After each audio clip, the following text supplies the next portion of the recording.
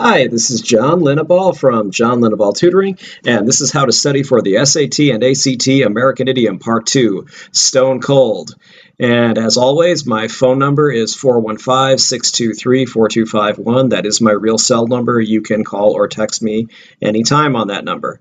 My other office phone number is 415-986-7355. You are always free to call and leave a message on that number.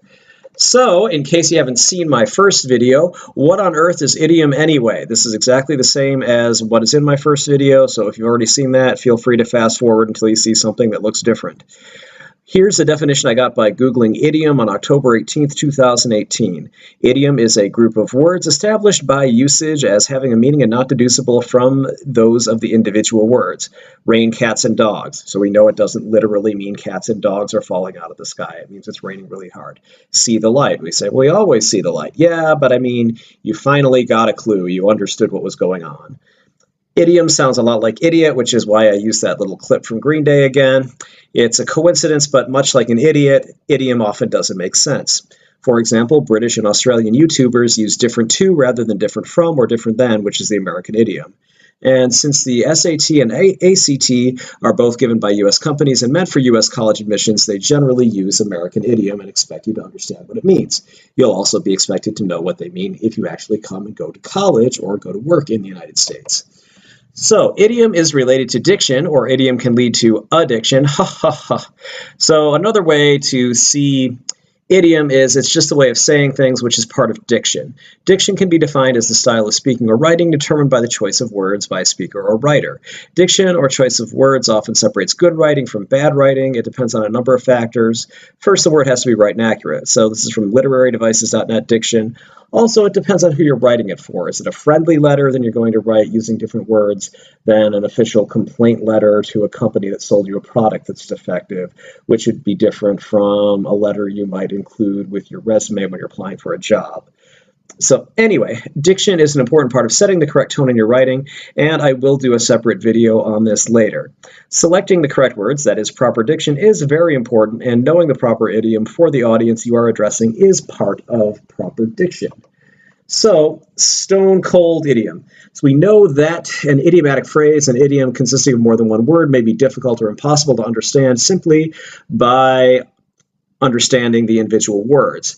So let's look at ones involving the word cold, which normally means not hot, low temperature. In physics, it means that there is less motion of the molecules or atoms that compose the substance. So a cold snap would be sudden cold weather that goes away as suddenly as it comes. If it's July and all of a sudden it falls close to freezing and then it goes back up to normal summer temperatures, then that would be a cold snap. And yes, for those of you in the Southern Hemisphere, hi Australians, I know July is your winter, but I'm talking about the US. So, cold turkey. Cold turkey is to quit an addictive substance. It'd be called to go cold turkey. So when you quit an addictive substance or behavior suddenly without tapering off. The idea is that addicts in withdrawal would develop cold, clammy, goosebump-studded skin, much like the skin on a cold plucked turkey. I know one comedian whose name I can't remember said, "Do they have a 12-step recovery program for people who are addicted to cold turkey? Would you go cold turkey on the cold turkey?" Ha ha ha ha. All right. So if you've got something down cold, you've got it memorized or practiced to perfection. I've got this guitar riff down cold, dude. And stone cold. Stone cold means absolutely, there's no dispute, absolutely crazy. As in this song, Stone Cold Crazy by Queen.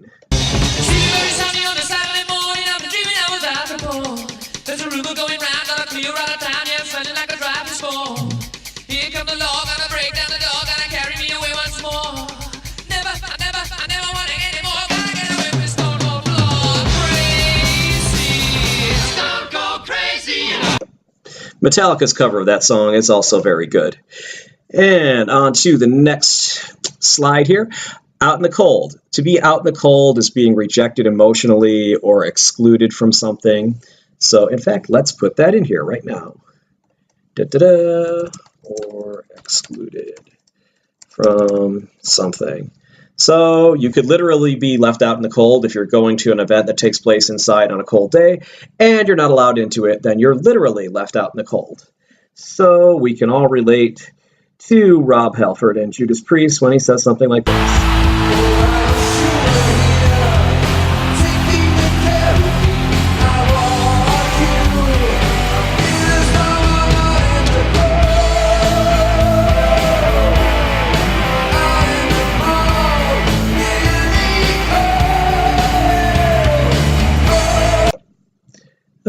Poor Rob. And okay, so doing something cold or cold doing something is performing that action without any practice, and the practice would be called a warm-up. So cold calling would be making phone calls for sales or to collect for charity or to collect survey data when the person isn't expecting it, hasn't done business with you before, doesn't know who you are. So it's like calling up saying, "Hi, I'm calling from Spoon Co. What kind of spoons do you have? Would you like to hear about our stainless steel spotless spoons that we can sell you?" You know, you get a lot of phone calls where you will be hung up on if you are doing cold calling. Same thing with charitable solicitations. "Hello, would you like to donate to Children Without Spoons? Did you know that 30% of children in the world do not have spoons?" And you click. So that is cold calling. Cold reading is when a con artist, such as a fake psychic, figures out how to make people believe that they're really psychic, usually to get money or just for entertainment purposes. So in a room, there was one South Park episode like this where you can go up to someone and say, "You've been thinking about how you were hurt by a loved one leaving your life." That's really general. Someone's going to say, "Oh my God, how did you know? My Aunt Sophie died. It was so tragic." Or, could be, "Oh, my girlfriend, she left me."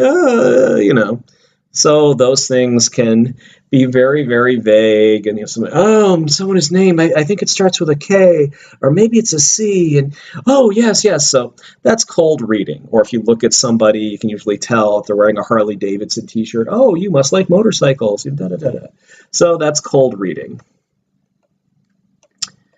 And cold as ice. That's emotionally distant, extremely unsympathetic, or as Foreigner would put it,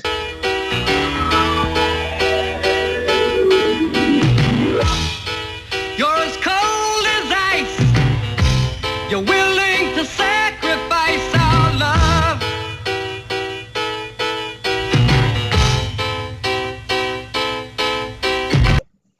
You tell him, Foreigner. Jesus, cold as ice. All right. Also, giving someone the cold shoulder is acting as though someone you know who's in the same place as you isn't there or is a complete stranger. So if your best friend becomes no longer your best friend, you pretend they're not there, you don't acknowledge them, you kind of literally turn your back on them, perhaps thus giving someone the cold shoulder. Cold cream, it's a substance generally used by women, but maybe also anybody in the theater, etc., to remove makeup, cleanse facial pores, things like that. Cold cuts. Cold cuts are cooked sandwich meat or deli meat that's served cold or at room temperature, sliced turkey, chicken, ham, roast beef, things like that. Cold storage is literally something being stored in a freezer or refrigerator in the cold. Can also just mean something being suspended or ignored. "Oh boy, yeah, that TV series is in cold storage. They took it off the air. They said they might put it back on, but I wouldn't hold my breath waiting for that if I were you." So cold as ice, all right, we just talked about that. And cold cuts, we just talked about that. So sorry about the repetition there. To blow hot and cold, to say one thing in one situation and then to say the opposite in a different situation, to have mixed emotions about something. So Bob blows hot and cold about getting healthy. I made a spelling error here. He'll work out for 2 hours, then go eat fried chicken and ice cream at an all-you-can-eat buffet. So to have cold feet is to be afraid to do something. Frank had cold feet before his wedding. His best man, Bob, had to talk him into going through with it. And that brings me to our next little video clip from a really old Disney movie. Here's a little bit from the trailer for... I'm ready. You ready? I'm ready. You ready? I said I was ready. Are you ready for the funniest Western ever shot? It's Walt Disney Productions' blazing saga, Hot Lead and Cold Feet. Don Knotts is the sheriff who's in over his head. So long, Denver. I'm coming down! Jim Dale is Jasper Bloodshot, who's out of his tree. Oh! Jim Dale is also Wild Billy Bloodshot. Okay, so there's a little bit of the clip for Hot Lead and Cold Feet, which came out in the 70s when I was a little boy. And That's it for right now. Hopefully you've got this all down cold. I hope this little warm up has helped you get these cold facts down cold.